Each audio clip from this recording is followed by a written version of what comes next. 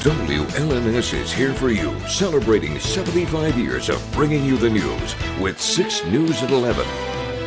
The community of Mason is making sure 2 students are honored on what would have been their special day. It's our top story at 11. Thanks for joining us. I'm Rachel Ramsey. Lillian Clagis and Amanda Blue lost their lives in a car accident in 2023 and would be graduating tomorrow from Mason High School. This morning, the school board took a step towards honoring their memory. Zach Prees is here for you now with how the community made sure of this. Much of the Mason community is hoping 2 empty chairs will be left at the graduation ceremony, similar to the ones people have been leaving in their yards to honor Lillian and Amanda, like business owner Sue Kraft did.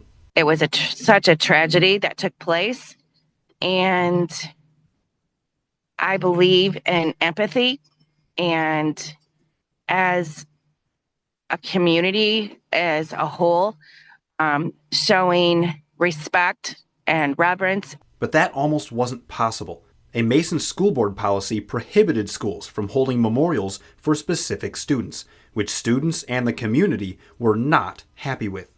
I thought that it was not a good time to choose to not remember and give reference to the 2 students who are no longer with us. But the day before graduation, the Mason school board voted to suspend that policy, and the city is relieved about the decision and ready to honor 2 girls gone too soon. Empathy for the loss, for the student body, for the families, and the community.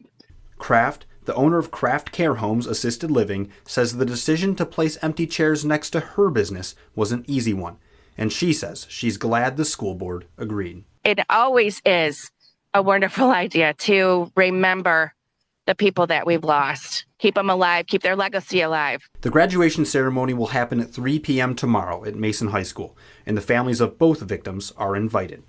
Here for you in Mason, Zach Prees, 6 News. Thank you, Zach. A crash between a motorcycle and a large box truck this evening sent a man to the hospital. It happened around 3:45 in Delhi Township. The Ingham County Sheriff's Office says the motorcycle was traveling north on Eifert Road and started to pass the box truck, but the truck was turning left into a driveway and the 2 vehicles collided. Deputies say the 22-year-old motorcycle driver from Onondaga was not wearing a helmet, and they say he was taken to a hospital with life-threatening injuries. The box truck driver was not injured, and officials continue to investigate the crash. Michigan State University held a conference to better inform and educate business owners and city officials on cybersecurity and ways to combat potential online threats. And their message, be careful who you talk to online. Sydney Sutliff was at the meeting and shares what they had to say about artificial intelligence. Rachel, many people were at the conference to find better ways to serve the community online. Officials say there's been an uptick in cybercrimes and that some people say they're unsure of how to protect themselves and they're unsure how city officials are protecting them. But where there's uncertainty when scrolling on our devices, there is also progress being made to better protect us using AI. Ingham County is upping the fight against cybercrimes and using AI technology to better inform people on how to protect themselves. MSU is also integrating AI into its curriculum to help fight possible scammers. We can apply AI to reduce the amount of manpower that's needed for certain kinds of cybercrime detection. So AI is interesting because it's a tool for both the offenders and the victims, right? We can use it to protect ourselves. I've used it to do sort of deep dives on information that's available on me, right? Sort of an advanced Google search of myself. And so that can help us to kind of expose areas of weaknesses or find information that maybe we put on the internet 10 years ago and just forgot about. So I think AI has a really important role within cybercrime and cybersecurity on both sides, and I don't think it's going anywhere. So it's time that we embrace it and learn how to use it to our advantage. And I'm sure you're wondering, how do I keep myself safe when on the passive scroll? These experts have some tips for you. Experts say to use strong passwords, set up a 2-factor authentication, watch who you give your info to, and do your research on the people you are connecting with or the sites you are accessing.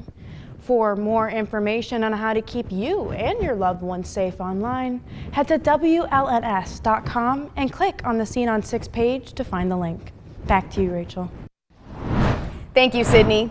June is Pride Month, but Meridian Township started the celebrations a day early this year. The community held an event today called Meridian Pride at the Marketplace on the Green. It wrapped up about an hour ago and had live entertainment, food vendors, community resources, and activities for all ages. This is just the beginning of Pride events throughout mid-Michigan as we head into June. From Storm Tracker 6, this is Weather First, sponsored by Auto Owners Insurance. Simple human sense. Well, if you stepped outside today, you probably noticed that there was a little bit of some haze in the sky. That is thanks to some Canadian wildfires up to our north. Now, throughout the day today, we did have a little bit of some clouds, but then we had that high pressure system slowly start to move in, and we had some pretty nice conditions to end the day. Let's take a look at this on our Capital Cam time lapse starting at 5 a.m. We saw a beautiful sunrise across the area, then those clouds became more gloomy, and then you see right around 2 o'clock, we still had those clouds just a little bit, but up in the atmosphere, we still had that cloudy, hazy look. That was that wildfire smoke. We also saw a beautiful sunset thanks to those clouds and even those hazy conditions, and we're going to continue to see just a little bit of some smoke even into some of Sunday morning before we really start to get some fresher, drier air in the forecast.